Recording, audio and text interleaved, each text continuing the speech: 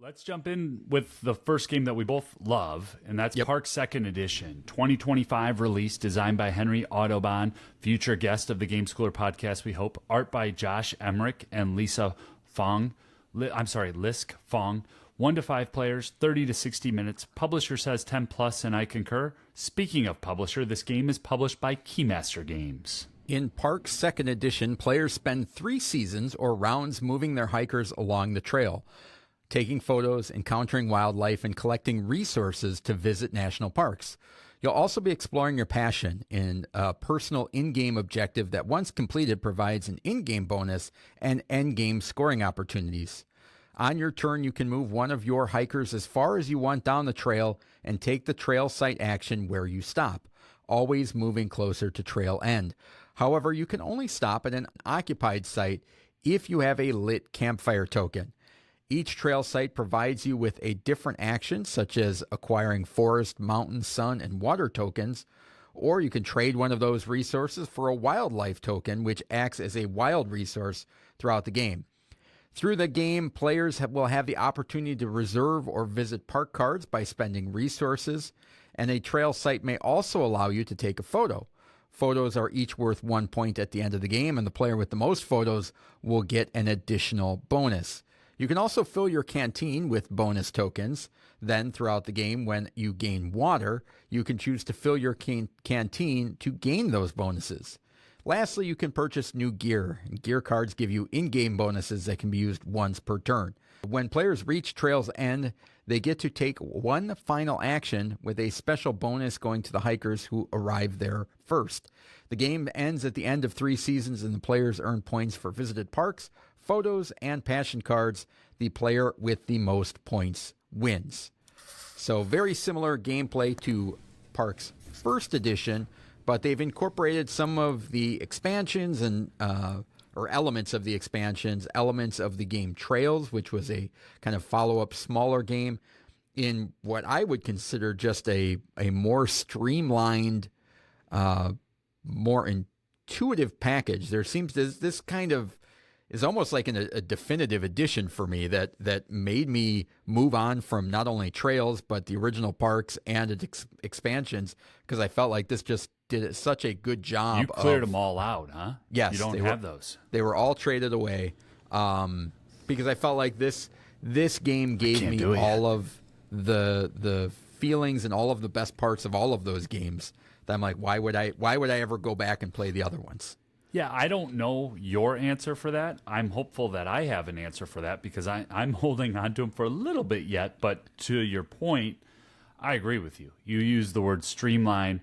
For me, the game is smooth, it's fun, and it's very clear what I need to do on this turn to set up the next turn.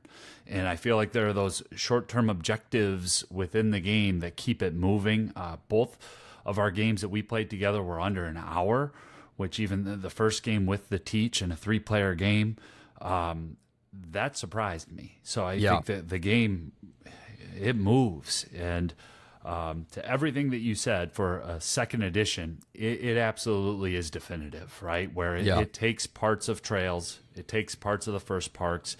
One of the expansions, I think it was Nightfall, or an expansion that I observed in the past, maybe played at BGA or saw at a convention. I was like, oh yeah, it's got that aspect from that game as well, and brings it right in the box. The production's beautiful. I mean, it's a Keymaster game, right? Yeah. And so Keymaster just crushes it with production and quality. Yeah. And I love a lot of what Henry Audubon does and has designed. Got Cosmoctopus up on my Halloween shelf because I'm hoping to get that to the table with you here over the next couple months. And we've done a ton of his games as games of the week in the past. What other things do you like about the game, Doug? I think one of the things that anybody that's listened to the podcast for a long time knows that I'm a sucker for good art and good theming. And I am surprised. I'm surprised that this is even possible, but Keymaster Games does such a good job of creating an immersive world with the art styles that they choose, where a lot of companies just like, you know, if you're looking at like a Vincent Dutrait, like Vincent Dutrait art is Vincent Dutrait art. This Keymaster does such a good job of tying the style of art to the world of the game. So a game like Caper has that kind of European and French art style to it. The vibe. And the Campy Creatures has the universal monster horror type thing, 1950s horror movie vibe to it. This game, I never would have thought that that the original Parks or Trails for that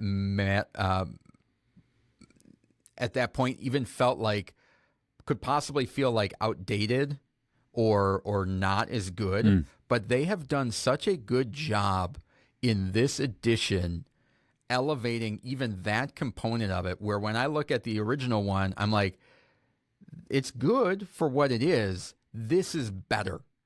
And the art style of the gear and the tokens and everything, it looks like, if I were to describe it, it's, if you're familiar with a company that's very popular in the Midwest, is a Duluth Trading, their catalog has artwork instead of photographs in a lot of places. It reminds me of a 1970s camping catalog where you would go in and back in the day when the picture of the boot would be drawn, not just a picture in a photograph in the book.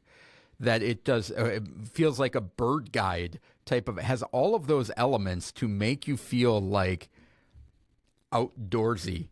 Yeah, such a great way. We're way. two outdoorsy guys, right? Of course, yes. Everybody that looks at me says, that guy, his lack of calluses clearly shows me that he's outdoors all the time.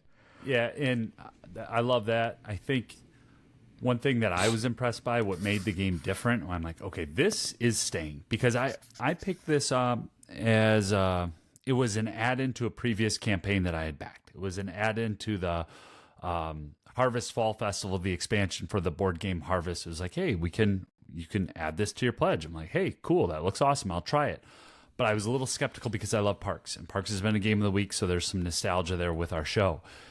And when I played it, I loved how the bonuses interacted inside the canteen. And not to get too deep in it, but in all of my plays that I've played, it's different every time because how those bonus tokens come out, and if you can get them and when they fire off, that gamer side of my brain was hooked immediately.